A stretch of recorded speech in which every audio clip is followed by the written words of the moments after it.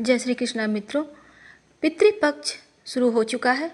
कुछ सावधानी भी रखनी चाहिए और ब्रह्मा जी ने बताया है दोपहर के समय किया गया श्राद्ध और भोजन ही पितरों को तृप्त करता है, क्योंकि पितरदेव दोपहर के समय इस जमीन पर आते हैं सूक्ष्म रूप में, और यानी दिन के तीसरे पहर के शुरुआती 24 मिनट लगभग आप रखिए। दोपहर 11:30 से जो 1-1:30 का समय होता है वो समय है पितरों के लिए, और असमय में अगर आप उन्हें अन्य पितरों को देते हैं तो उनके तक नहीं पहुंचता है। इसलिए शाम के समय दिया हुआ अगर आप पितृदेव के लिए कुछ निकालते हैं तो वो राक्षस का भाग हो जाता है।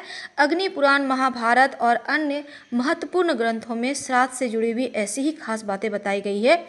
लेकिन हम बात कर रहे हैं यहाँ पर गाय को क्या खिलाना है कि जीवन में परेशानी कम आए और पितरदेव भी प्रसन्न हो। लेकिन उसके पहले ये बात जान लें, अगर आप पितृपक्ष में बिना मतलब के क्रोध करते हैं, कलह क्लेश करते हैं, हड़बड़ाहट में काम पूरे कर लेते हैं, फटाफट बना लिए पितरदेव को दे दिए, नहीं, दिल से कीजिएगा, जितना भी कीजिए दिल से कीजिए। और वैसे अगर आप श्राद्ध में फूलों का प्रयोग करते हैं तो कम खुशबू वाला व्हाइट नहीं सफ़ेद फूल का ही प्रयोग करें। तेज गंध वाले फूलों को देखकर पितरदेव लौट जाते हैं निराश होकर।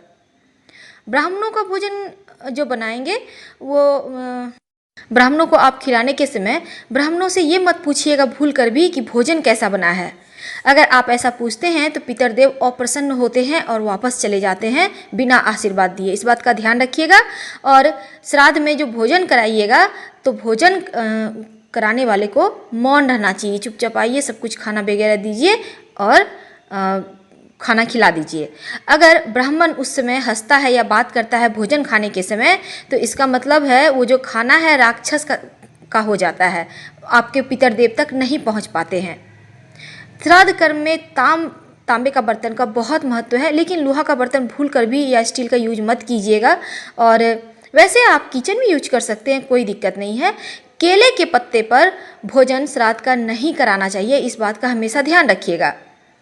ब्राह्मण भोजन से या फिर आप किसी गरीब को भी भोजन करा सकते हैं। इससे आपके जो मृत पूर्वज हैं उनको बहुत प्रसन्नता होती है। अगर आप भोजन नहीं करा पा रहे हैं किसी कारणवश तो संकल्प लेकर सूखा हुआ अन्न यानी आटा, घी, चीनी, नमक, आलू जो भी आपकी श्रद्धा से मिलता है थोड़े से दक्षिणा के साथ ब्राह्मण को दे दें। और उतना भी ना हो सके तो गाय को हरा चारा खिला दें, या फिर आपके घर में जो बना है सात्विक भोजन थोड़ा सा गाय के लिए निकाल दें। श्रद्धा से 2 ग्रास ही सही अगर आप गाय को देते हैं तो आपका मनोकामना पूर्ण होता है। दोस्तों, साथ ही अगर कुछ भी ना बन सके तब गाय को हरी घास खिला दें या फिर पानी में काला तिल डालकर पितरों को अर्पित कर दें। इससे भी पितृदेव संतुष्ट हो जाते हैं। अब आप सोचेंगे गाय को ही क्यों?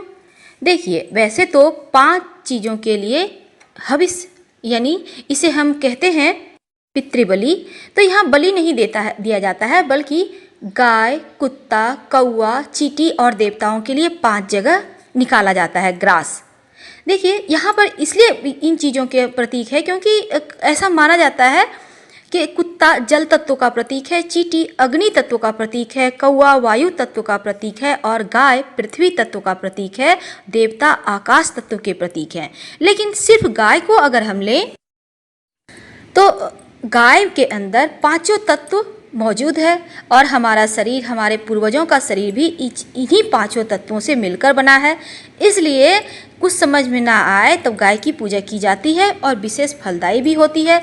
आपको ज़्यादा कुछ नहीं करना है, गाय को हरा चारा खिलाइए, इतना ही काफ़ी है आपके पितर देवताओं को आशीर्वाद देने के लिए। उन्हें प्रणाम कीजिए।